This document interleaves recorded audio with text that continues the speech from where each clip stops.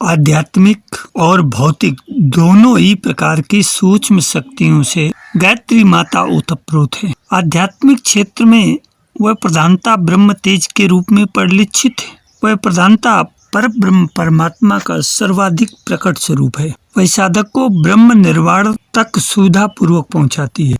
देवी भागवत पुराण में इस बात को स्पष्ट कर दिया गया है। पर ब्रह्म स्वरूपाचा निर्वाण पद दायिनी ब्रह्म तेजोमयी शक्ति सदिष्टात्र देवता, अर्थात गायत्री पर ब्रह्म स्वरूप तथा निर्वाण पद देने वाली वह ब्रह्म तेज शक्ति की अधिष्ठात्री देवी है। यह महाशक्ति सत्य रज तम इन तीनों गुणों से प्रभावित कर मनुष्य जीवन में ज्ञान क्रिया और धन के रूप में प्रकट होती है। उपासक को ज्ञानवान क्रियावान तथा धनवान बना देती है।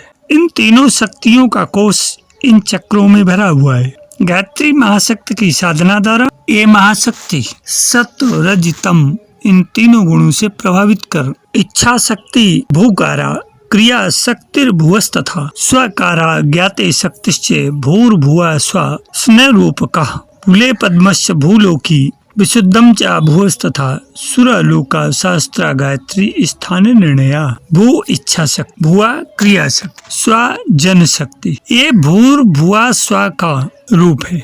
भू मूलाधार चक्र, भूलोक स्व शास्त्रार चक्र, सुरलोक यही गायत्री का स्थान है। मनुष्य के मेरुदंड में 6 प्रधान चक्र हैं। इन चक्रों में जो शक्तियां और सिद्धियां भरी हुई हैं, उन्हें प्राप्त करने के लिए गायत्री उपासना द्वारा ही इन 6 चक्रों पर अधिकार हो सकता है। इस कुंडलिनी को गायत्री का ही स्वरूप माना गया है। मनुष्य के अंता जगत को प्रकाशवान बनाने वाले 10 प्राण अवस्थित हैं तथा जिनके कारण जिन सूक्ष्म 10 महाविद्याओं का ज्ञान होता है, वह सभी विज्ञान भी गायत्री पर निर्भर है। कुंडलिनी समुद्भूता गायत्री प्राण धारणी प्राण विद्या महाविद्या यस वेत्ति स वेदवित्, अर्थात कुंडलिनी के रूप में प्रकट होने वाली चैतन्य प्राण को धारण करने वाली चैतन्य शक्ति गायत्री, ये गायत्री ही प्राण विद्या है। यही महाविद्या है। जो इस रहस्य को जानता है वही तत्वदर्शी है। मूलादि ब्रह्म रंध्रांतरा गीयते मननाद्यता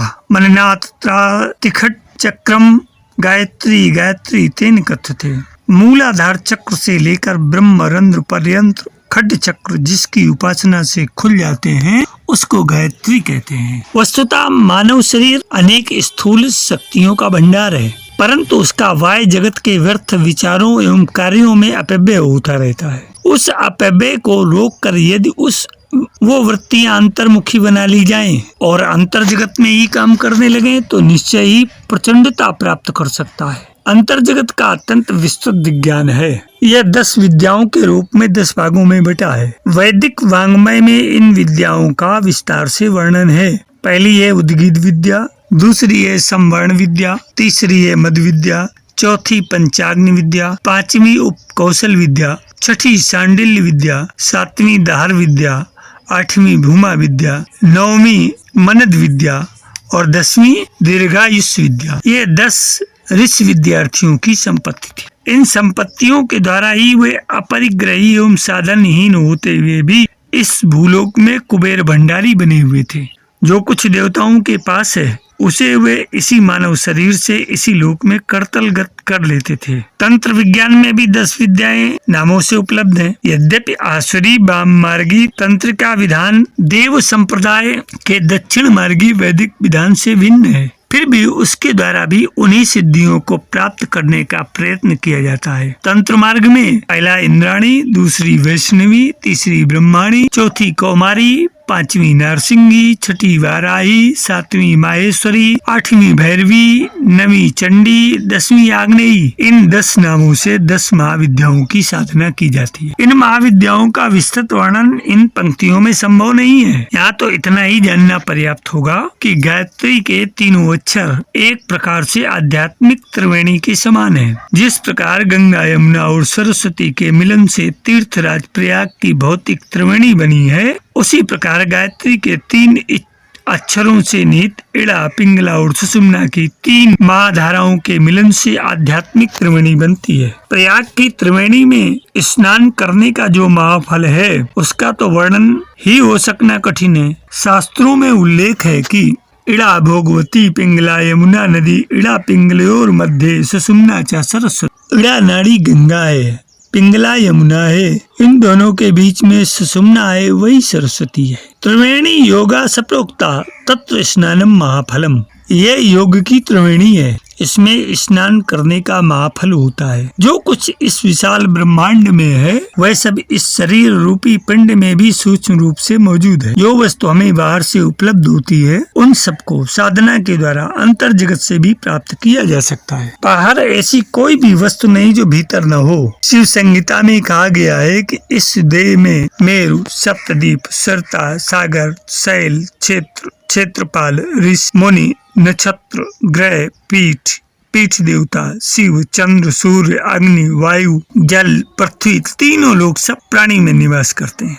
जो ब्रह्मांड में वही पिंड में है। इस रहस्य को जान लेता है वही योगी है। आध्यात्मिक साधनाओं द्वारा जो इन अंतरंग शक्तियों पर अधिकार जमा लेता है, अधिकार कर लेता है, उसके लिए वो वैसी ही उपयोगी हो जाती है जैसी बिजली, एटम, भाप आदि की शक्तियों पर अधिकार प्राप्त करके आज वैज्ञानिकों ने उन्हें मानव की सेवा में प्रयुक्त कर दिया है। भौतिक जगत में जो शक्ति भौतिक क्षमता संपन्न दिखाई पड़ती है वही अंतर जगत में आध्यात्मिक क्षमता के रूप में प्रकट होती है।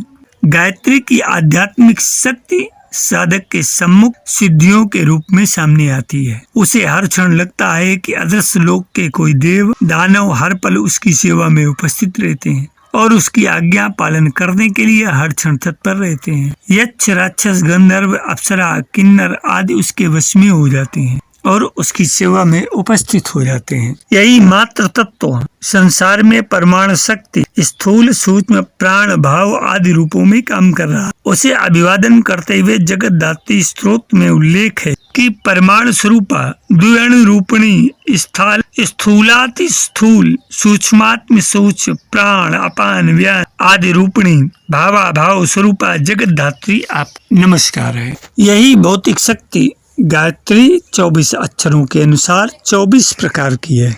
हमारे प्राचीन वैज्ञानिक ऋषियों की भाषा में इन्हें 24 मात्रका कहा गया है। इनके नाम पहला चंद्रमेश्वरी, दूसरा अजितबाला, तीसरा धूर्तारी, चौथा नालिका, पांचवा महाकाली, छठा श्यामा, सातवां शांता, आठवां ज्वाला, नवा तारिका, 10वां शोका, 11वां श्रीवत्सा, 12वां चंडी, 13वां विजया, 14वां अंकुशा, 15वां पन्नगा, 16वां निर्वाणी, 17वां बला, 18वां धारिणी, 19वां धरणप्रिया, 20वां नरदत्ता, 21वां गांधारी, 22वां अंबिका, 23वां पद्मावती, 24वां सिद्धिदायक। भौतिक विज्ञान के विज्ञानियों ने इनकी शोध अपने ढंग से की है। वे इस शक्ति को एनर्जी ऑफ फोर्स के नाम से पुकारते हैं। हीट पावर ताप, इलेक्ट्रिकल एनर्जी ताकत, एनर्जी ऑफ स्टेट स्थिति, एनर्जी ऑफ ग्रेविटेशन मध्याकर्षण, एनर्जी ऑफ मोशन गति, काइनेटिक एनर्जी क्रिया, कॉस्मिक इलेक्ट्रिसिटी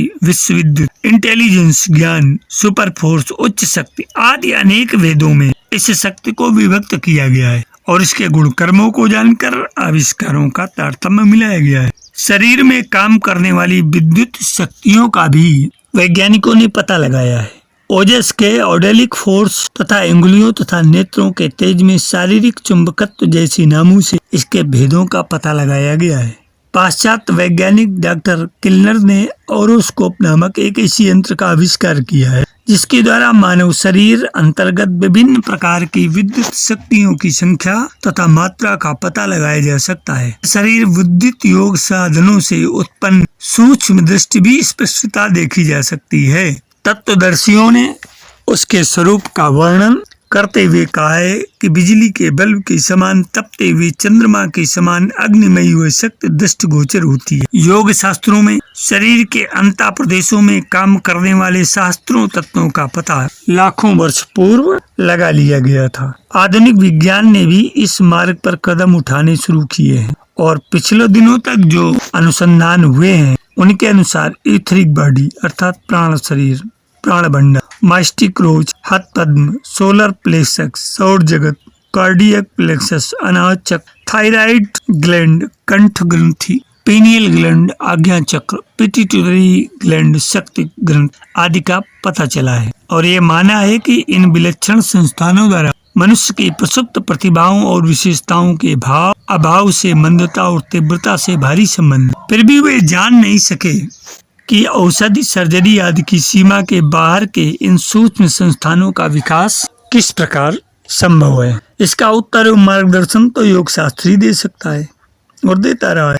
इन सूक्ष्म शक्ति संस्थानों के जागरण के लिए साधना विज्ञान के अनुसार बंद एवं मुद्राओं का विधान शास्त्रों में मौजूद है। गायत्री के 24 अक्षरों से संबंधित इस प्रकार की 24 साधनाएं प्रसिद्ध हैं। पहला महामुद्रा, दूसरा नभो मुद्रा, तीसरा उड्डयन बंद, चौथा जालंधर बंद, पांचवा मूल बंद, छठा महाबंद, सातवां खेचरी, आठवां विपरीत करनी, नवा योनि मुद्रा, 10वां वज्रोली मुद्रा, 11वां शक्ति चालनी मुद्रा, 12वां ताड़ागी मुद्रा, 13वां मांडवी मुद्रा, 14वां सांभवी मुद्रा, 15वां अश्विनी मुद्रा, 16वां पाशनी मुद्रा, 17वां काकरी मुद्रा, 18वां मातंगी मुद्रा, 19वां भुजंगनी मुद्रा, 20वां पार्थिविनी मुद्रा, 21वां शाकंभरी मुद्रा, 22वां वैश्वानरी मुद्रा, 23वां कैकी मुद्रा, 24वां आकाशी मुद्रा। इसके अतिरिक्त 8 प्राणायाम, पहला सूर्यवेदन, दूसरा उज्जाई, तीसरा शीतकारी, चौथा शीतली, 5वां भस्त्रिका, छठा भ्रामरी, 7वां मूर्छा, 8वां प्लवनी, ये भी इन्हीं सूक्ष्म संस्थानों के जागरण के लिए है। ये सभी गायत्री उपासना के माध्यम से संपन्न किए जा सकते हैं। ये कहा गया है कि गायत्री द्वारा योग साधना के पिपीलिका मार्ग, दादरा मार्ग, विहंगम मार्ग, ये 3 मार्ग हैं। इन पर चलने से परा, पश्यंती, मध्यमा, वैखरी चारों वाणियां प्रस्फुटित होती हैं। अविद्या होती है। अविद्या, अस्मिता, राग, द्वेष, अभिनिवेश, ये 5 क्लेश दूर होते हैं। जागृत, स्वप्न, सुषुप्त, तुरीय, ये चारों अवस्थाएं परिमार्जित होती हैं। मूलाधार, स्वादिष्ठान, मणिपुर, अनाहत, विशुद्ध, आज्ञा चक्र, ये 6 चक्र जागृत होते हैं। और मस्तिष्क के मध्य भाग में अवस्थित सहस्त्रार कमल में ब्रह्म तेज विकसित होने लगता है। आकाश, महाकाश, पराकाश, तत्वाकाश, सूर्याकाश, इन 5 आकाशों में उसकी गतिविधियां विस्तृत होने लगती। 7 भूमिकाओं में शुभेच्छा, विचारणा, तनुमानसा, सत्वापत्ति, असंशक्ति, पदार्थ बामुनी अपनी नियमित गतिविधि से विकसित होती जाती है। गायत्री के माध्यम से योग साधना करने वाला साधक योग मार्ग के 9 विघ्नों, व्याधि, भ्रांति, संशय, प्रमाद, आलस्य आदि पर विजय प्राप्त कर उच्च स्तरीय प्रगति को प्राप्त होता है। यह एक सुनिश्चित तथ्य है।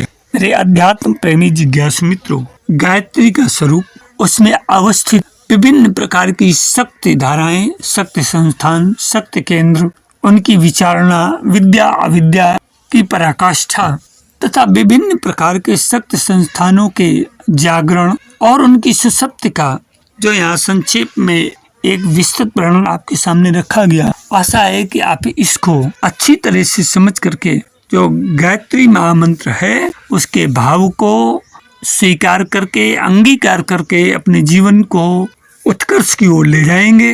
गायत्री केवल एक मंत्र नहीं है, शक्ति साधना का और इस संसार भवसागर को पार करने का एक शक्तिशाली माध्यम है, जो जितने सशक्त गुरु और निर्देशक के निर्देशन में इसकी उन्नति के पथ को अपनाएगा, इसकी साधना को अपनाएगा, वह उतना ही शीघ्र लाभ प्राप्त करेगा, उतना ही शिखर की ओर बढ़ेगा।